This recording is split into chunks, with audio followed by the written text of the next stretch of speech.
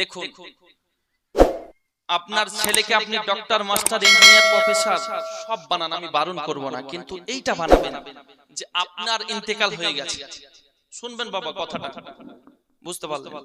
আপনার যেন জানাজার নামাজটা সন্তান আপনার পড়াতে পারে, সন্তান যেন পড়াতে পারে। নবী পাক বলতে আছেন, সাহেবে আওলাদ নেককার সন্তান যদি পৃথিবীর বুকে কেউ রেখে যায়, আর নেককার সন্তানের কারণে পিতামাতা কবরে শুয়ে শুয়ে নেকি পাবে, বলুন সুবহানাল্লাহ। নালে এমন সন্তান রেখে যাচ্ছেন, বুলেট ফায়ার, ফ্রি ফায়ার খেলছে, আপনার কবরে ফায়ার হচ্ছে কি হয় না বাবা? বাস্তব কথা বাবা।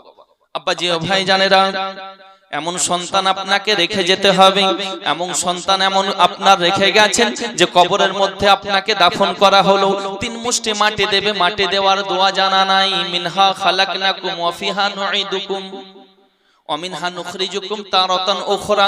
এই বাবা মাটি দেওয়ার দোয়া জানা নাই।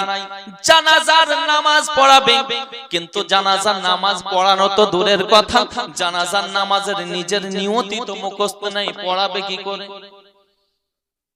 ডক্টর, মাস্টার বানান বাবা, আপনাকে এতটা জ্ঞান তার ভিতরে ভরতে হবে, এতটা ইলম তাকে ভরতে হবে, এতটা জ্ঞান তাকে অর্জন করতে হবে। আপনি কবরে চলে গেছেন, আপনার স্ত্রী কবরে চলে গেছে, সন্তান ফজরের নামাজ পড়ার পরে বাপ মায়ের কবরের সামনে দোয়া করে, ওগো মালিক, আয় আমার আল্লাহ, তোমার নিকটে দোয়া করি, তোমার কাছে আবেদন, তোমার কাছে প্রার্থনা করি, ওগো মালিক, আমার আব্বা মা কত গুনাহ করেছে না করেছে জানি না মালিক, আমি মাওলা ও কিছু জানি না, কিন্তু আমাকে মানুষের মতো মানুষ বানিয়েছে গো মালিক, ওগো আল্লাহ, দয়া করে মেহেরবানি করি, আমি তার সন্তান হয়ে তিনাদের তোমার নিকটে দোয়া করি, ওগো মালিক, আমার আব্বা মায়ের কবরটাকে তুমি জান্নাতের টুকরা বানায়া দাও।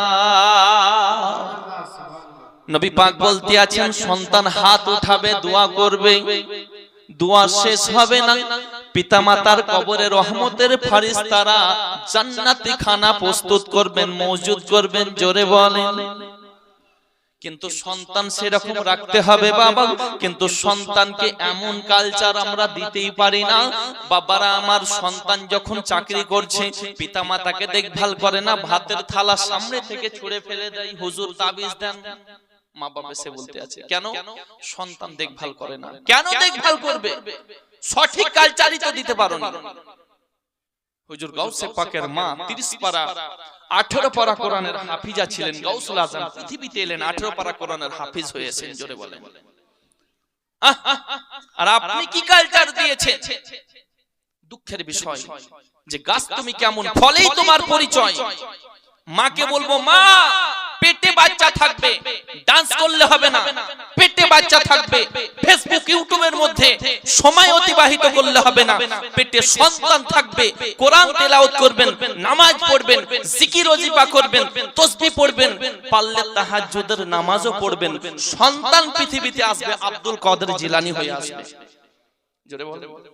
সন্তান পৃথিবীতে আসবে হুজুর খাজা গরিব নওয়াজ হয়ে আসবে, সন্তান পৃথিবীতে আসবে সুবহানাল্লাহ হুজুর আলা হযরত হয়ে আসবে, জোরে। কিন্তু আফসোস, এরকম সন্তান আব্বারা